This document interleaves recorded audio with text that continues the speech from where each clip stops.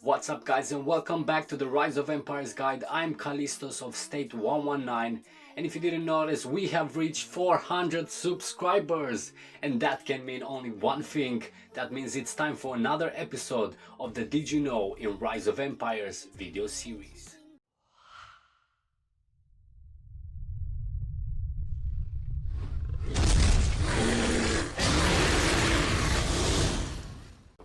Okay, so for today's video we're gonna be starting out big with one question that I've seen repeated over and over on all forums and personally asked: how do you get level 10 resource tiles? So considering everybody's asking for it, I will presume not a lot of people know about it.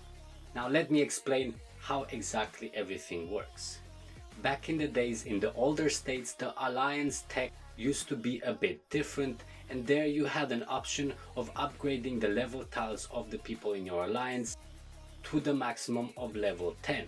And this is how the level 10 tiles are created. Unfortunately, that feature was taken out by the development team, and so the newer states don't have access to it. Now, how do you still get it even though the newer states don't have it anymore? It's quite simple. All you have to do is create a new account, teleport it to the older state that still has an alliance with that feature, join that alliance, and then teleport it back to your state and use that account to create the level 10 tiles. Now there's a few problems in the entire story.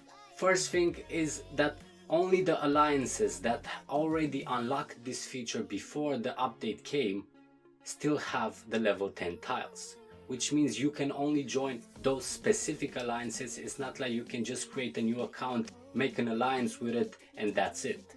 So unless you have somebody that you know and good connections, or somebody that you can pay money to let you do it, it's kind of hard to get a spot in those alliances in the first place.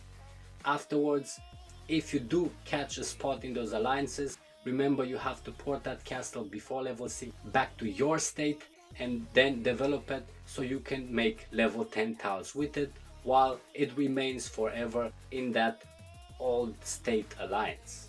Now the one thing that's missing on my channel the most is tutorials to the rock event. That's because it's a very complicated event, and I'm trying to figure out the best and easiest way to explain things so I don't waste your time and still give you the best information you need for it. But that's why I chose a few subjects for today regarding the rock event. Now we all know how annoying it is to always be dependent on the healing pots for the coalition healing, and that's why this one is quite useful. The enhanced troops will heal faster than normal troops. So if you want to speed up the process of healing your troops, and anyway using enhanced troops will help a lot because that means they're stronger and therefore you lose less while doing tiles.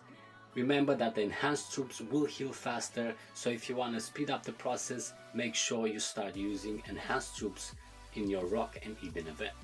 For everybody that's in the Eden event, you already know that it takes 2 hours to build a teleporting pad for your castle. If you place your pad in the area where your guild has occupied the town, that pad will take only 1 hour to build. So especially when it comes to defending your towns, remember to build always the pad in the area of the town, because like that you build it much faster so you can react to any enemy that's attacking it. Another subject related to the rock event is something that some people might not know, which is the fact that you actually have a storage limit for the resources in Rock and Eden.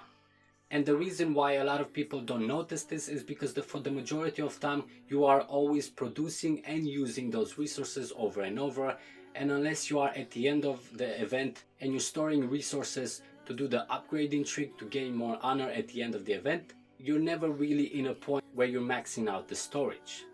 For the players in Eden, remember that that limit only applies while you are in Eden, so you can always get more resources over the storage limit if you are doing it outside of Eden, and then you can always go back in afterwards.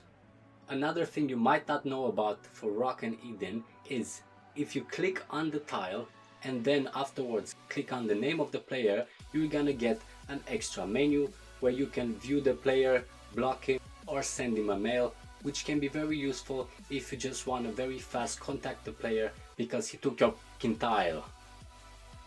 And if you didn't know about it, now you do. One thing that players might not know about and probably ask themselves what it is the Wolffang Pendant, which you can find in the gems store. The reason why not a lot of players know about it is because it's only used for the national quest. The person holding the title to unlock multiple cards has to use those pendants to unlock them, and that's why unless you never had a title, you might not know what exactly it is and what it's good for. But hey, now you do. Now, in the past episode of the Did You Know video series, I was talking about how slow the UI of the game is and how you can abuse it in certain situations. One thing that I didn't talk about is very impactful because we're talking about War Rock Declaration. Yes, the delay also applies to that. So as I explained in the previous video, remember the UI is slower than the commands themselves, which means if you learn the position of the buttons, you can actually click much faster to declare a war on somebody before even the UI shows you the buttons, and therefore get the upper hand. Now, while we're talking about speed, I kept the best for last, and this is one of my personal secrets. Now, I'm sure there's a lot of other players that figured this out and are using it, but I don't think somebody ever shared this information with other players, and here I give you.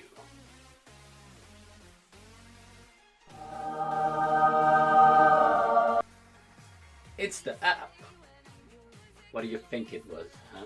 Now, there's a lot of annoying things in this game, and one of the most annoying things of them all is the fact that you cannot use speed ups in multiple pounds, and then you get to stack up all the 5 minutes and 1 minute speed ups, and you barely want to use because it takes you forever to speed up one hourly with 5 minute speed ups and a hospitalized finger afterwards.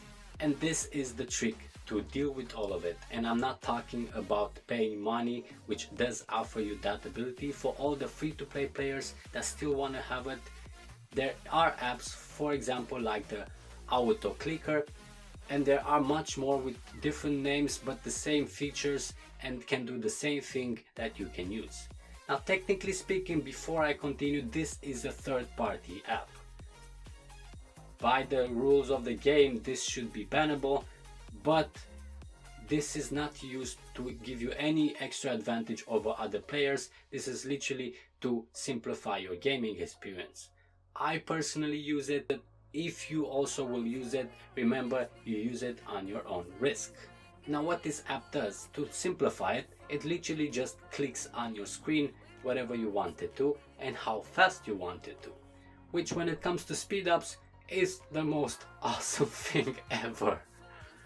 Because speeding up your things is gonna look exactly like this.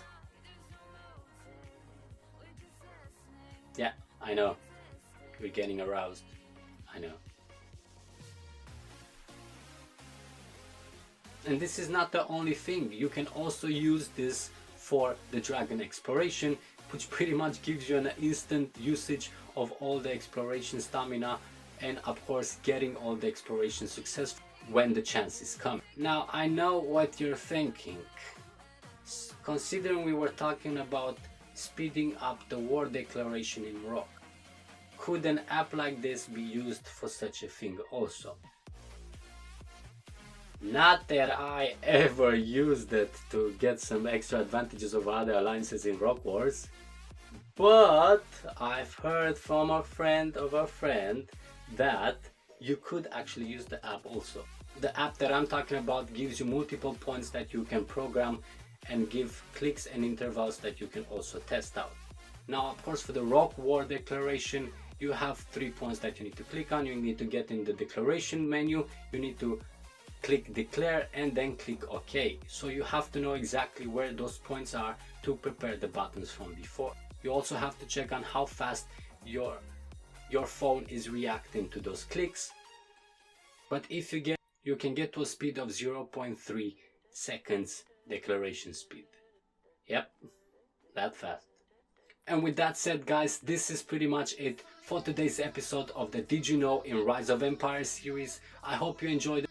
As usual, remember in the comment sections to let me know how many of the things did you actually know in Rise of Empires that I already listed in this video. Leave a like if you enjoyed the video, and don't forget that now you can also find us on Instagram under Callisto's Roe Guide. And in the end, of course, subscribe to the channel, because this is how we got to 400, and that's how we're gonna go even higher with your support. So thanks again for checking in, guys, and I'll see you in the next videos.